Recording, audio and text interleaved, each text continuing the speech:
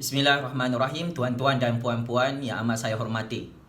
Sebentar tadi, Tun Dr. Mahathir bersama Parti Warisan Sabah telah mengisytiharkan untuk keluar daripada Pakatan Harapan Plus dan mereka mahu menjadi blok bebas di dalam institusi parlimen iaitu Dewan Rakyat. Tindakan Tun Dr. Mahathir ini juga turut disokong dan diiringi oleh 5 ahli parlimen bekas ahli bersatu iaitu Sheikh Sadiq, Dr. Mazli Malik, Mukhris Mahathir dan beberapa orang lagi ahli parlimen yang telah dilucutkan keahlian daripada Parti Bersatu Malaysia beberapa bulan yang lalu. Shafiee Apdal dan 7 ahli parlimen warisan yang lain juga mengisytiharkan keluar daripada Pakatan Harapan Plus dan mereka kekal bekerjasama dengan kem politik Tun Dr. Mahathir dan 5 ahli parlimen bekas Parti Bersatu itu. Maka jika dianalisis dan ditafsir dari segi percaturan politik, secara rasmi Tan Sri Muhyiddin Yassin dan Kerajaan Perikatan Nasional semakin kukuh di dalam percaturan politik di Putrajaya. Bagaimana perpecahan Tun Dr. Mahathir Shafiee Apdal dengan Kem Anwar Ibrahim di dalam Pakatan Harapan semakin teruk kehancuran mereka dan nampaknya PRU 15 tidak dapat diadakan lebih awal.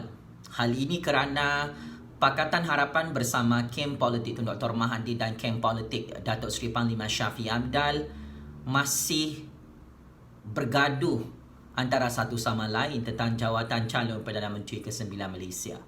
Maka disebabkan Tun Dr. Mahathir dan Shafiee Apdal, jika digabungkan jumlah kerusi parlimen mereka hanyalah lebih kurang 14 kerusi parlimen sahaja. Maka perang psikologi politik dan perang saraf politik nampaknya sudah berakhir untuk fasa persidangan Dewan Rakyat untuk Julai 2020 yang akan diadakan tidak lama lagi, tuan-tuan dan puan-puan. Anwar Ibrahim, Lim Guan Eng, Mat Sabu, PKR, DAP dan Amanah hanya memiliki lebih kurang 90 kerusi parlimen di Dewan Rakyat yang mana nampaknya tidak boleh menandingi 100 lebih kerusi parlimen majoriti yang dikuasai oleh Tan Sri Muhyiddin Yassin sepanjang Tan Sri Muhyiddin Yassin dilantik oleh Yang di-Pertuan Agong sebagai Perdana Menteri ke-8 Malaysia. Maka ini adalah satu signal dan turning point kepada barisan pembangkang di dalam institusi parlimen yang nampaknya mereka tumbang di Putrajaya adalah kerana perpecahan di antara mereka. Di waktu Pakatan Harapan Warisan dan APCO berkuasa di Putrajaya, mereka memang sudah merebutkan jawatan Perdana Menteri ke-8 Malaysia dan saat ini selepas mereka tumbang di Putrajaya juga, karenah politik sebegini masih menjadi pertikaian dan pertembungan antara Anwar Ibrahim, Lim Guan Eng, Mat Sabu, Tun Dr. Mahathir dan Shafiee Apdal. Maka ini adalah satu kelebihan yang cukup menjadi satu bonus kepada percaturan politik Tan Sri Muhyiddin Yassin. Maka ini saya kira disebabkan kestabilan dan keseimbangan kuasa di Putrajaya maupun dalam institusi parlimen nampaknya telah mencapai klimaks yang cukup stabil. Saya sebagai penganalisis politik bebas bersetuju dengan tindakan Tan Sri Muhyiddin Yassin untuk tidak mengadakan pilihan raya umum lebih awal jika beliau mahu meletakkan satu jaminan 100% untuk beliau kekal menjadi Perdana Menteri di Putrajaya.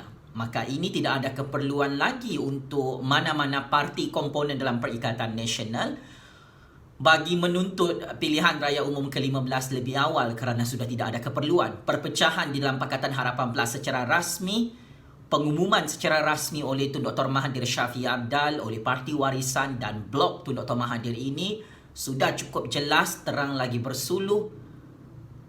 Misi utama Pakatan Harapan Plus untuk merampas semula di Putrajaya sudah gagal. Untuk mengangkat Anwar Ibrahim sebagai Perdana Menteri ke-9 Malaysia juga gagal. Untuk mengangkat Tun Dr. Mahathir sebagai Perdana Menteri semula di Putrajaya juga gagal. Dan untuk mengangkat seorang ahli parlimen syok sendiri untuk menjadi Perdana Menteri ke-9 iaitu Shafiee Apdal juga gagal 100%. Maka tuan-tuan dan puan-puan, saya mengucapkan takziah kepada ahli-ahli Pakatan Harapan, Warisan maupun penyokong-penyokong di dalam kem politik Tun Dr. Mahathir. Ini adalah adat percaturan kuasa dan politik dalam negara Malaysia.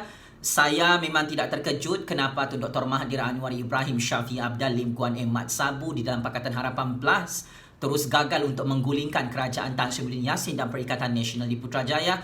Kerana ini, tuan-tuan dan puan-puan, sama ada faktor luar ataupun faktor dalaman, sesiapa pun yang menjadi calon Perdana Menteri untuk Pakatan Harapan Plus, ia belum mampu untuk menandingi percaturan kuasa Tan Sri Muhyiddin Yassin dan Perikatan Nasional, yang mana saya kira tangan-tangan gaib politik dan Raja-Raja Melayu membuat keputusan yang tepat untuk mengekalkan kerajaan Tan Sri Muhyiddin Yassin di Putrajaya.